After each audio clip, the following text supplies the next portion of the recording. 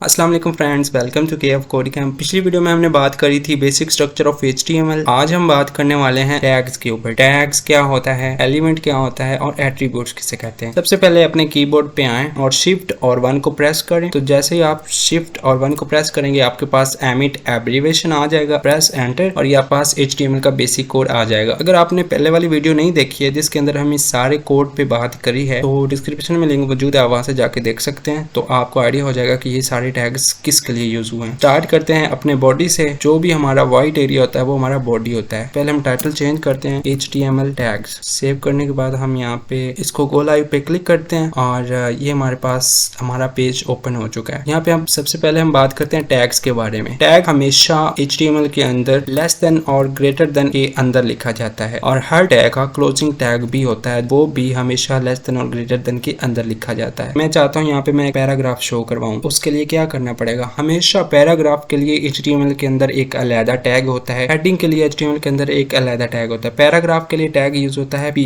ये P मैंने आपको बताया है कि टैग हमेशा स्टार्ट होता है और उसे क्लोज भी करते हैं। क्लोज करने से पहले हम स्लैश लिखते हैं, इसे हम बोलते हैं कंप्लीट टैग। ये हमारे पास एक टैग है, इसके अंदर आप जो भी लिखेंगे यहाँ पे हम इसका कंटेंट लिखते हैं। ये इसका अंदरूनी हिस्सा है। आप यहाँ पे कुछ भी लिखेंगे तो वो इसे एज अ पैराग्राफ शो करवाएगा। मैं यहाँ पे लिखता हूँ सब्सक्राइब माई चैनल। सेव करता हूँ और जाके देखते हैं तो यहाँ पे देखें मेरे पास ये एक पैराग्राफ की वे में शो हो रहा है। अगर मैं इसको थोड़ा सा लंबा लिखता हूँ तो मैं यहाँ पे लिखता हूँ इस तरह। अब सेव करके मैं यहाँ पे देखता हूँ तो ये देखें मेरे पास एक पैराग्राफ शो हो रहा है। ये इसे पैराग्राफ शो करवा रहा है। क्यों पैराग्राफ शो करवा रहा है? क्योंकि हमने इसे P टैग के अंदर लिखा हुआ है, तो इसको हम बेसिकली बोलते हैं टैग। और भी बहुत तरह के टैग्स होते हैं, जैसे हम यहाँ पे लिखते हैं H1, H2, H3, H4, H5। ये हम नेक्स्ट पढ़ेंगे। ये क्या है, ये हेडिंग के टैग्स हैं। H1 के अंदर टेक्स्ट सबसे बड़ा होता है, H2 के अंदर उससे थोड़ा सा छोटा होता है। यहाँ पे फॉर एग्जांपल मैंने यहाँ पे लिखा हुआ है KF कोड कैंप। मैंने यहाँ पे ये टेक्स्ट लिखा और सेव किया और जाके देखा है तो ये देखें मैंने जो H1 के अंदर टेक्स्ट लिखा था वो ये आ रहा है नजर, और जो P के अंदर टैग लिखा था वो ये नजर आ रहा है। तो ये बेसिक सा डिफरेंस है टैग्स के अंदर और टैग्स होता कि आपको अच्छे से समझ आ गया कि टैग हमेशा स्टार्ट होता है और उसको क्लोज करना होता है। तो नेक्स्ट बात करते हैं एट्रीब्यूट की। एट्रीब्यूट क्या होता है? एट्रीब्यूट हमेशा याद रखना है जहाँ से हमारा टैग स्टार्ट होता है ना, उसके अंदर कुछ चीजें होती हैं जो हमें लिखनी पड़ती हैं। फॉर एग्जाम्पल हम चाहते हैं कि हमारा जो ये टेक्स्ट है इसका कलर रेड हो। हम चाहते हैं कि हमारा ये जो टेक्स्ट है ये थोड़ा सा बड़ा हो, थोड़ा सा बोल्ड हो, इसकी विड्थ ये हो, इसकी हाइट ये हो, इसका बैकग्राउंड कलर ये हो। ये सारे क्या हैं, ये से हम एट्रीब्यूट बोलते हैं। ये हर एक टैग को हम क्या बोलते हैं, एलिमेंट बोलते हैं। हर एक टैग HTML पेज के अंदर क्या कहलाता है, एलिमेंट कहलाता है। और हर टैग के अंदर कुछ प्रॉपर्टीज होती हैं जिसे हम एट्रीब्यूट कहते हैं, जो कि उसका कलर, उसका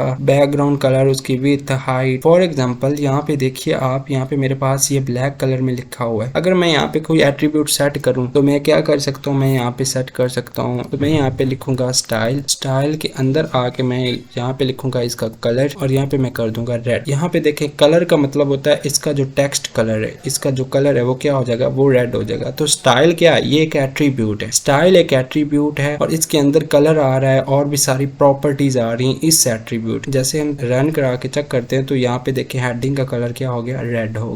इसके अलावा हर टैग को कुछ यूनिकली डिफाइन करने के लिए कुछ चीजें दी जाती हैं, वो भी एट्रीब्यूट्स कहलाते हैं। जैसे इसका आईडी क्लासरूम के अंदर हर स्टूडेंट को उसका रोल नंबर दिया जाता है। इसी तरह यहाँ पे भी हर टैग को ऐसा समझ लें कि ये हर टैग को एक ना एक यूनिकली डिफाइन करने के लिए उसका नेम होता है, उसकी एक आईडी होती है जिसको हम रोल नंबर बोलते हैं। ये इसकी आईडी है। ये आप कुछ भी लिख सकते हैं, जैसे मैंने यहाँ पे लिखा हुआ है हेडिंग, ये इसकी आईडी है। इसे हम एक एट्रीब्यूट बोलते हैं। ये स्टाइल भी एक एट्रीब्यूट, इसको प्रॉपर्टीज के अंदर ऐड करी जा रहा है। तो ये सारी चीजें जो हम इसके टैग के अंदर लिख रहे हैं, यहाँ पे देखें यहाँ पे ये लेस देन है तो यहाँ पे इसका जो ग्रेटर देन है इसके अंदर हम सारी चीजें लिख रहे हैं। हमेशा स्टार्टिंग वाला जो टैग हो ना वहाँ पे हम लिखेंगे। जैसे P है ना, ये P टैग स्टार्टिंग है और ये P टैग क्लोजिंग है। तो हम क्या करेंगे, स्टार्टिंग के अंदर यहाँ पे लिखेंगे स्टाइल। ये इसकी एक एट्रीब्यूट है जिसमें इसका हम बैकग्राउंड कलर दे सकते हैं। बैकग्राउंड कलर हम यहाँ पे लिखते हैं एक्वा। सेव करने के बाद जब हम यहाँ पे चेक करेंगे तो ये देखें हमारे पैराग्राफ का बैकग्राउंड कलर चेंज हो गया ना। ये जो स्टाइल है इससे हम बोलते हैं एट्रीब्यूट। इसके अलावा हमने इसको आईडी दे रखी है हेडिंग, हम यहाँ पे आएंगे इसको भी आईडी देंगे, इसको हमने आईडी दे सकते हैं, पैराग्राफ, ये कुछ भी आप अपनी तरफ से आईडी दे सकते हैं। आईडी हर एक को आपने देनी नहीं, अभी देने की आपको जरूरत नहीं है, क्योंकि आईडी तब दी जाती है जब आप CSS यूज करेंगे, क्योंकि CSS होता है डिजाइनिंग के लिए। ये आप जो अंदर चीजें लिख रहे हैं ना, CSS कुछ भी नहीं, यही है CSS। बैकग्राउंड कलर, इसका जो कलर है वो क्या होगा, इसका बैकग्राउंड कलर, इसकी हाइट भी, यही है CSS, और CSS कुछ भी नहीं है। तो यहाँ पे हम एट्रीब्यूट्स की बात कर रहे हैं। स्टाइल हमारे पास एट्रीब्यूट है, एक आईडी होता है, एक क्लास होता है, एक नेम होता है, आप सारे आगे पढ़ेंगे। टैग्स, एलिमेंट्स और एट्रीब्यूट्स के बारे में अच्छे से पता चल गया होगा। नेक्स्ट वाली वीडियो में हम मजीद बेसिक और टैग्स करने वाले हैं। अगर आपने HTML की प्लेलिस्ट एक्सेस नहीं करी है तो डिस्क्रिप्शन में लिंक मौजूद है, वहां से जाके कर सकते हैं। तो चलिए फिर मिलते हैं नेक्स्ट वीडियो में, तब तक के लिए अल्लाह हाफिज।